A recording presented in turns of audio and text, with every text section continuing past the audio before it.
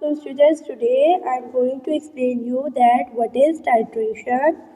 Over here you will see that the acid and base reaction is called as the titration. That acid and base react together to form salt and water.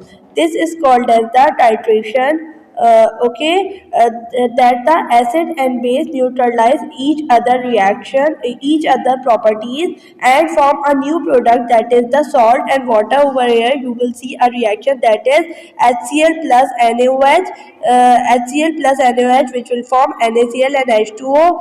That is the hydrochloric acid react with sodium hydroxide, as hydrochloric acid is a acid, sodium hydroxide is a base. When they both react together, they form sodium chloride plus water. Okay, now we will talk about the process of the that of the titration. Over here you will see this is the bulb for the pulling the liquid from that of the pipette. This is the pipette, 25 centimeter cube of pipette. This is the pipette. Okay, you will pipette out dilute sodium hydroxide from it. What is the process? A pipette is used to measure the amount of alkali. The alkali is placed in the conical flask and a few drop of indicators are added. Few drop of indicator is added to change the color. If you will not add the indicator, so it will not change the color, so you cannot identify whether it is converted into salt or water or not. Okay, after that you will add this sodium hydroxide into the acid which is present in the conical flask. It will convert the color. So now there is the salt and water is present in this conical flask after the reaction. Okay, so this is whole is the titration process. Okay, now we will talk about some common salts and their uses. What are the common salts and what are their uses? You will see over here, on earth the most common salt is sodium chloride. This is the common salt which is used in your kitchen. It is found in the solution in the sea and underground as a rock salt. Okay, by the process of electrolysis we can obtain a useful substances from sodium chloride solution. Electrolysis, that is the process to by passing the electrical current, you will convert, you can electrolyze, break down, and you will obtain chlorine, hydrogen, sodium hydroxide. What is the use of the chlorine? Chlorine is used to purify water. It is used in making bleach, hydrochloric acid, plastics such as PVC.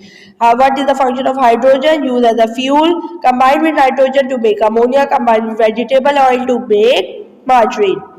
Sodium hydroxide, it is a strong alkali. You will know that what is alkali. Water soluble basis is called as alkali. So it is a strong alkali used in making soap and papers. These are the uses. Now we will talk about the salt as fertilizer. Many salts are used as fertilizer to fertilize the soil for the growth. Okay, the useful fertilizers names are the calcium nitrate, sodium nitrate, ammonium phosphate, ammonium sulfate, and potassium sulfate. These all are the chemicals. These all are the fertilizers which is used to fertilize the soil. Now we will talk about the agricultural lime. What is the lime? Agricultural lime is a soil additive made from the crushed limestone. Crushed limestone is taken, and calcium oxide, magnesium oxide, and magnesium carbonate is added with it, which is depends on the limestone obtained from where. Okay, afterwards, the effect of the agricultural lime on a soil are, what is the effect of this lime? It increase the pH of acidic soil, make it more alkaline.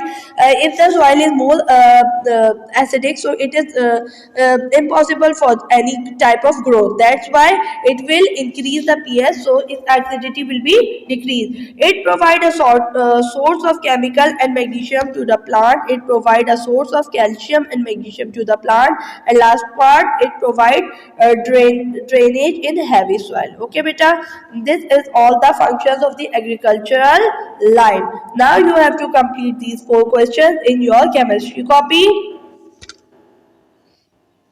and this is the book work which you have to complete in your book. Question number 1, question number 2. Over here you will see question number 4. Okay, you have to complete this question number 3 in your copy, in your book, sorry. Book work is done in the book.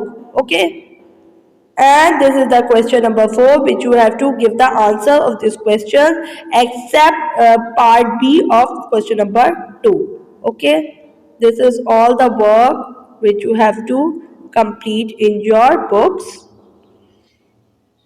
You will see it properly. You have to give the answers. You have to write the answers of these questions in your book. Okay. Afterwards, this is another question. This is question number 7, which you have to complete in your book.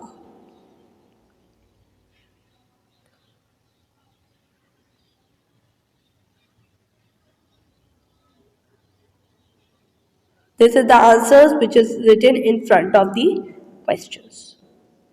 Thank you.